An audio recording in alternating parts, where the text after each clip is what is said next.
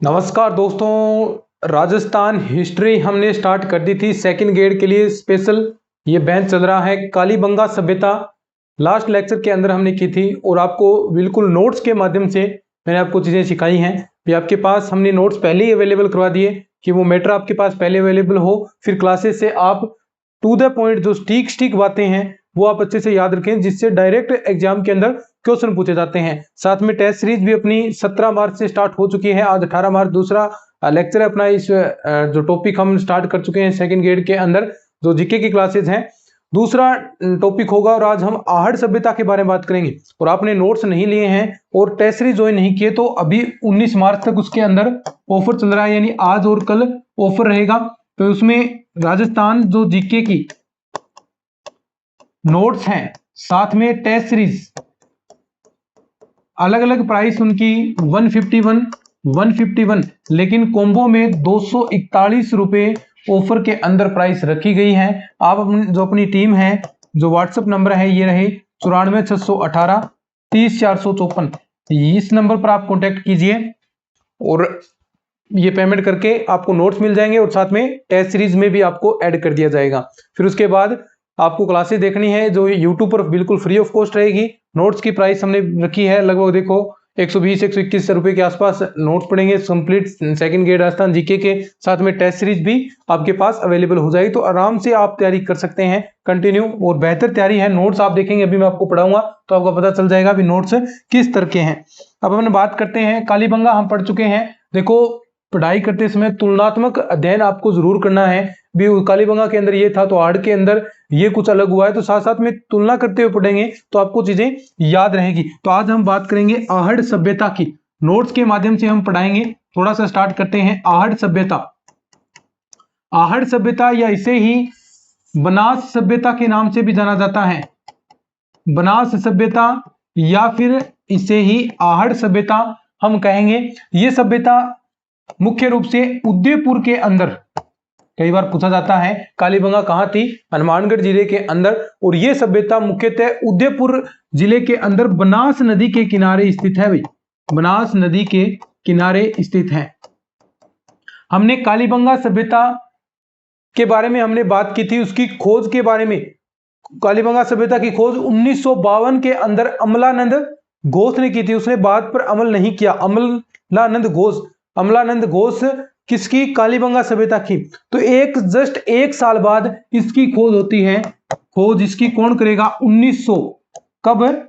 1953 के अंदर। देखो ऐसे इस प्रकार याद करें, ऐसे आहड़, ऐसे अक्षय कीर्ति व्यास, अक्षय कीर्ति व्यास, इस प्रकार आप पॉइंट से याद करेंगे तो आपको चीजें याद रहेगी। इसके उत्खनन की बात करें, इसका उत्खनन किसने किया? इसके उत्खनन की बात करें तो 1961-62, यही उत्खनन 1961-62 के अंदर वीएन मिश्रा। 1956 के अंदर हम बात करें एचडी सांकलिया, आपने नाम सुना होगा, हंसमुख धीरज सांकलिया इसे नाम, पूरा नाम है एचडी सांकलिया। आपको ये नाम याद रखना है, एचडी सांकलिया। नोट्स के माध्यम से हम पढ़ेंगे, देखिएगा एचडी सांकलिया और वीएन मिश्रा। जो सबसे ज्यादा खोज का श्रेय है वो एचडी सांकलिया को दिया जाता है। सर्वाधिक खोज जो उत्खनन है, सर्वाधिक उत्खनन किसने किया? एचडी सांकलिया ने किया। और ये जो कालीबंगा सभ्यता थी वो 6000 वर्ष पूर्व की मानी जाती है। ये 4000 वर्ष पूर्व की मानी जाती है भाई, ठीक है। तो ऐसी कुछ बातें हैं और भी बहुत महत्वपूर्ण बातें हैं। यहाँ पर क्या क्या चीजें मिली बहुत महत्वपूर्ण होता है। यहाँ पर क्या क्या चीजें मिली हैं, किस प्रकार की मुद्राएं यहाँ पर मिली हैं, बनासियन बुल क्या है, गोरे व कोट क्या चीज है, इस प्रकार के पूछे जाते हैं। बर्तन जो यहाँ पर मिले हैं वो किस प्रकार, मृद भांड किस प्रकार के यहाँ पर मिले हैं वो आपको ध्यान में रखना है। और जो इसकी विशेषता है, गोपीनाथ शर्मा ने इसका टाइम पीरियड क्या बताया है। तो ऐसी कुछ छोटी छोटी बातें हैं और 5-7 बातें हैं स्टिक जहां से क्वेश्चन पूछे जाते हैं और उन पर हम बात करने वाले हैं। अपोलो का चित्र कहां पर मिला है, त्रिशूल की आकृति किस मुद्रा पर मिली है, तो ये सारी बातें हम अब बात करते हैं अपने नोट्स के माध्यम से। जो अपने नोट्स हैं वहां से अपन डायरेक्ट अब अपन पढ़ेंगे नोट्स से। देखिएगा, देखो ये अपने नोट्स ओपन हो गए। देखो इस प्रकार हम आपको पढ़ाने वाले हैं। यहाँ पर देखिएगा, बनास सभ्यता नाम से स्पष्ट है, बनास सभ्यता या फिर आहड़ सभ्यता। तो ये कहां पर स्थित होगी, आहड़ सभ्यता या फिर बनास सभ्यता, ये आहड़ नदी के किनारे स्थित है। और इसके काल की अगर हम बात करें, कालीबंगा हमने बात करी थी, वो थी कांस्य युगीन। इस प्रकार याद करें आप, कांस्य युगीन कौन सी, कालीबंगा। कैसे, देखो का से काली, का से कांस्य युगीन सभ्यता। आहड़ की अगर हम बात करें तो ये आहड़ ताम्र पाषाणकालीन है, यहां पर तांबे की बहुत सारी चीजें मिली हैं। अब देखेंगे इसके अंदर बहुत सारे तांबे के मृदभांड मिले हैं, गहने मिले हैं, ये चीजें यहां पर मिली हैं। तो इस वजह से आप चीजें, अब इसकी विशेषताएं बताएंगे तब आप देखेंगे भी तांबे कितनी चीजें रही हैं, तो ऑटोमेटिक आपको याद रह जाएगा भी आहड़ सभ्यता ताम्र पाषाणकालीन सभ्यता होगी। लेकिन ताम्र पाषाणकालीन जो सभ्यता की जननी है वो आगे आएगा गणेश्वर सभ्यता। ये चीजें आपको छोटी छोटी बार की ध्यान रखनी है, यही क्वेश्चन आते हैं। तो ये ताम्र पाषाणकालीन है, इंपॉर्टेंट है, यहां से सीधा क्वेश्चन पूछा जाता है। जो नोट्स के अंदर जो मैं बात बताऊं, एक एक बात इंपॉर्टेंट होगी भाई, हर एक बात महत्वपूर्ण होने वाली है। तो नोट्स इस प्रकार तैयार किए गए हैं, यहां से डायरेक्ट क्वेश्चन 100% आए ही आएंगे, बाहर जाएगा भी नहीं क्वेश्चन।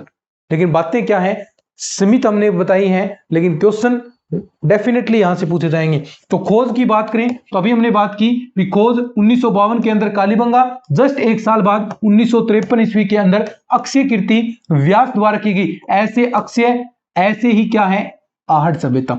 उत्खनन, एक तो आरसी अग्रवाल कब 1956, और हंसमुख धीरज एचडी सांकलिया ने कब की, मैंने बताया था भी 1961-62 के अंदर एचडी सांकलिया, और 1961-62 के अंदर ही उत्खनन का कार्य कहां हुआ, कालीबंगा सभ्यता के अंदर हुआ। और आरसी अग्रवाल, ये बहुत महत्वपूर्ण नाम है, कई बार पूछा जाता है आरसी अग्रवाल। ये नाम सारे आपको याद रखने हैं। एक नाम बता दिया आपको आरसी अग्रवाल बता दिया, एक नाम मैंने बता दिया एचडी सांकलिया, ये 3 नाम। और एक नाम क्या था, अक्षय कीर्ति व्यास। ये किससे संबंधित है भाई, अक्षय कीर्ति व्यास, आरसी अग्रवाल, अग्रवाल ऐसे आहड़ सभ्यता। तो इस प्रकार आप कोशिश करें भी कुछ वर्ड ऐसे क्लिकिंग वर्ड बन जाए, फिर वो चीजें आपको लंबे टाइम तक याद रहेंगी। तो ये वीएन मिश्रा इतना इंपॉर्टेंट नहीं, लेकिन सबसे ज्यादा की बात करें तो एचडी सांकलिया। अगर हम काल की बात करें, अभी मैंने बताया 6000 वर्ष पूर्व कौन सी, कालीबंगा, लेकिन 4000 वर्ष पूर्व कौन सी, आपकी आहड़ सभ्यता। स्थिति बता दी, बनास नदी घाटी है, उदयपुर में स्थित है। अन्य नाम बताएं, एक तो ताम्रवती नदी, एक अघाटपुर या अघाट दुर्ग के नाम से, ये चीजें नाम से स्पष्ट आता है। देखो जितना है ना आहड़, ऐसा ही जितना है अघाटपुर, अघाट दुर्ग के नाम से भी इसको जाना जाता है। तो ये तो इसका परिचय हो गया। अब आती है इसकी विशेषताएं, जहां से क्वेश्चन सीधे सीधे एग्जाम के अंदर पूछे जाते हैं, उनकी बात करेंगे। प्रमुख विशेषताओं की अगर हम बात करें, एक एक विशेषता अच्छे से याद करनी है आपको।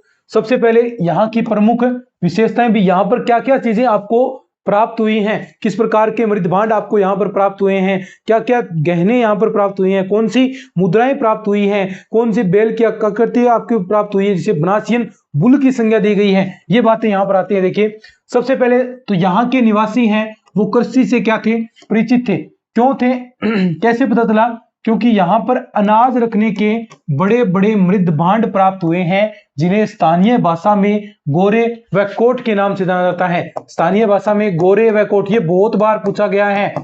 गोरे व कोट क्या है, गोरे व कोट क्या है, तो अनाज रखने के मृदभांड हैं, अनाज रखने के मृदभांड, बड़े बड़े बर्तन होंगे, बड़े बड़े मृदभांड।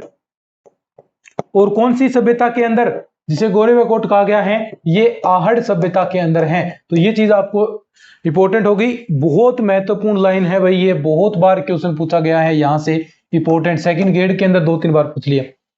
यहां के निवासी मांसाहारी थे, मछली बकरी गाय की हड्डियां यहां पर प्राप्त हुई है। तो ये कौन सी सभ्यता है जिसके निवासी हैं वो मांसाहारी थे, तो कौन सी, आहड़ सभ्यता, आहड़ सभ्यता जिसमें मछली बकरी गाय की हड्डियां यहां पर प्राप्त हुई हैं। मकानों में देखो, जो इसके मकान थे वहां पर एक से अधिक चूल्हे प्राप्त हुए हैं। यानी इसका मतलब क्या हुआ कि जो परिवार थे वो बड़े बड़े थे और सामूहिक रूप से भोजन क्या करते थे, सामूहिक भोज की क्या थी, यहां पर बातें होती थी। मकानों में देखो, ये मकानों में एक से अधिक चूल्हे हैं, यानी सामूहिक समूह में यहाँ पर भोज की व्यवस्था थी। यहाँ एक मकान में एक साथ तो 6 चूल्हे प्राप्त हुए हैं। ये बहुत बार पूछा गया इंपॉर्टेंट लाइन है, 21 में एक साथ 6 चूल्हे प्राप्त हुए हैं। भवन किस प्रकार निर्मित होते थे, इसके बारे में हम बात करें। भवन निर्माण, देखो ये है भवन निर्माण भी, जो यहां पर घर थे वो किस प्रकार निर्मित होते थे। एक एक सभ्यता हम एक एक क्लास के अंदर करने वाले हैं। भवन निर्माण की अगर हम बात करें, बीच में भवन किस प्रकार थे, तो यहां पर धूप में सुखाई हुई ईंटों से भवन निर्मित होते थे। देखो धूप में सुखाई हुई ईंटें, वह साथ में पत्थरों का प्रयोग किया जाता था। शिष्ट पत्थर क्या होता है, शिष्ट एक काला पत्थर होता है, इससे नींव भरी जाती थी। तो यहाँ पर आहट सभ्यता के अंदर जो भवन होते थे उनकी नींव भरने का काम एक काले पत्थर द्वारा, जिसे शिष्ट पत्थर कहा गया, शिष्ट पत्थर द्वारा या काला पत्थर द्वारा इन भवनों की नींव भरी जाती थी। आयताकार मकान थे, यानी इस प्रकार आपके मकान थे आयताकार रूप से। 2 से 3 मुंह वाले चूल्हे, बलुआ पत्थर के सिलवट्टे भी यहाँ पर प्राप्त हुए हैं। जो इंपॉर्टेंट लाइन बता दूं, ये रही इंपॉर्टेंट लाइन। यहां पर सिर्फ आपको ये चीज ध्यान रखनी है, विशिष्ट पत्थर से या काला पत्थर से नींव भरी जाती थी। लाल काले मृद बांड RBW का प्रयोग, एक देखो 2 धारियां मिली थी, काली और सफेद धारियां कहां मिले थे बर्तन, वो आपकी कालीबंगा सभ्यता के अंदर। देखो इस प्रकार तुलनाएं करनी है आपको, तब ये यादें होती हैं। तुलनाएं करोगे इस प्रकार थोड़ी सी भी, कालीबंगा के अंदर क्या था, मैंने यहां पर बताया 4000 वर्ष पुरानी है, तो आपको कालीबंगा सोचनी थी। कालीबंगा कितनी थी, तो वो थी 6000 वर्ष पूर्व। इसकी खोज अक्षय कीर्ति व्यास ने की, तो कालीबंगा किसने की, अमलानंद घोष ने। तो इस प्रकार चीजें याद करोगे तो याद रहेंगी। लाल काले मृद भांड RBW का प्रयोग, लाल काले मृद भांड कहां पर आहट सभ्यता के अंदर। लेकिन अगर हम बात करें काली और सफेद धारियों वाले बर्तन कहां पर थे, देखो थोड़ा सा चेंज है, यहां लाल काले, वहां काली और सफेद। काली है लेकिन फिर भी खुद को सफेद बताती है, तो कौन है वो, कालीबंगा है। ठीक है। मिट्टी की बनी हुई एक वर्षप, देखो बनासियन बुल, ये बहुत बार पूछा गया है भी बनासियन बुल क्या है, तो एक मिट्टी की बनी वर्षप आकृति, वर्षप यानी एक बेल की आकृति है, बेल है, बेल की मूर्ति मिली है जिसे बनासियन बुल, बै से बेल, बै से बनासियन, ये पूछा गया बनासियन बुल क्या है। बुल तो आप समझ गए, बुल इंग्लिश का शब्द है जिसे बेल कहते हैं। बनासियन बुल क्या है, कहां मिली है, आहट सभ्यता के अंदर। बनासियन बुल क्या है, एक बेल की मूर्ति है जो आहट सभ्यता के अंदर प्राप्त हुई है। तांबा गलाने की भट्टी, यहां बहुत सारी तांबे की चीजें मिली है, इसलिए ताम्रपाषाण काल कहा है। देखो यहां तांबा गलाने की एक भट्टी आपको मिलती है, तांबा गलाने की भट्टी, वह तांबे की बहुत सारी सामग्री जैसे तांबे की कुल्हाड़ियां, तांबे की चूड़ियां, अगर ऐसी चीजें आए तो वो कहां जाएगी, सारी की सारी आहट सभ्यता के अंदर। तो आहट सभ्यता क्या है, ताम्रपाषाण कालीन है, ताम्रपाषाण कालीन है आहट सभ्यता। आहट सभ्यता ताम्रपाषाण कालीन है, क्यों है, क्योंकि यहां पर तांबे की बहुत सारी चीजें हैं, तांबे की जानकारी यहां से प्राप्त होती है कि यहां पर तांबे गलाने की एक भट्टी, ये इंपॉर्टेंट लाइन है, तांबे गलाने की भट्टी कहां पर मिली है। अब तक दो बातें बताई हैं, उसमें इंपॉर्टेंट क्या है, नंबर 1 गोरे व कोट क्या है, दूसरा बनासियन बुल क्या है, तांबा गलाने की भट्टी, ये सारी चीजें कहां प्राप्त हुई हैं आपको, आहट सभ्यता के अंदर। यहां पर दोस्तों तोलने के बाट इस प्रकार प्राप्त हुए, देखो बाट व माप मिले हैं। अब देखो बाट का प्रयोग कहां होता है अभी, तोलने के लिए, जहां पर कोई चीजें बेची जाती हैं, कोई चीजें खरीदी जाती हैं, यानी व्यापार से ये परिचित थे, व्यापार प्रधान सभ्यता कह सकते हैं आप। व्यापार व वाणिज्य के संकेत यहां से मिलते हैं, कुछ बाट मिले हैं, कुछ चीजें तोलने के लिए, कुछ माप मिले हैं, तो यानी स्पष्ट होता है कि ये क्या थी, व्यापार व वाणिज्य से संबंधित थी। यहां पर कपड़ों की इंपॉर्टेंट लाइन है भाई, महत्वपूर्ण, ये नोट्स आपको सारे जो अपनी टीम के व्हाट्सएप नंबर है वहां से प्राप्त हो जाएंगे, और ऑफर अभी चल रहा है फिलहाल, तो आप प्राप्त कर सकते हैं। कपड़ों की छपाई के ठप्पे प्राप्त हुए हैं, रंगाई छपाई की व्यवस्था, आहट से 6 तांबे की मुद्राएं व 3 मोहरें, टोटल पूछ सकता है कितनी तांबे की मुद्राएं मिली हैं, 6 तांबे की मुद्राएं वह 3 मोहरें प्राप्त हुई हैं। इनमें से एक मुद्रा पर 6 तांबे की मुद्राएं प्राप्त हुई हैं। इनमें से एक मुद्रा पर त्रिशूल की आकृति, देखो पूछा जाता है त्रिशूल की आकृति। अब एक आता है, एक जो दूसरी मुद्रा थी उस पर यूनानी देवता अपोलो का चित्र, ये इंपॉर्टेंट है भाई, अपोलो का चित्र, ऐसे अपोलो, ऐसे आहड़, ऐसे याद रखेंगे आहड़, ऐसे अपोलो, ऐसे आहड़, ऐसे अपोलो, ऐसे आहड़, ऐसे अपोलो, ऐसे आहड़। एक मुद्रा पर तो त्रिशूल की आकृति मिली है और दूसरी पर एक यूनानी देवता है, एक यूनानी देवता है जहां उसका नाम अपोलो है, ऐसे अपोलो, ऐसे आहड़, ठीक है। कालीबंगा में उत्खनन कितने स्तर पर हुआ था? 5 स्तर पर। कालीबंगा में 5 स्तर कितने थे? 5 स्तर थे। कहां? कालीबंगा में। कालीबंगा में कितने स्तर थे? 5 स्तर थे, जिसमें 1, 2, 3, 4 और 5। पहले जो 3 थे वो विकसित हड़प्पा और ये था प्राक हड़प्पा। लेकिन यहां पर कितने स्तर हुए हैं? 8 स्तर प्राप्त हुए हैं। चौथा जो स्तर था उसमें तांबे की 2 कुल्हाड़ियां प्राप्त हुई हैं, पत्थर की आटा चक्की, ऐसे आटा, ऐसे आहड़ सभ्यता। इसी प्रकार याद होगी चीजें। धूलकोट से ताम्र संस्कृति के अवशेष मिले हैं।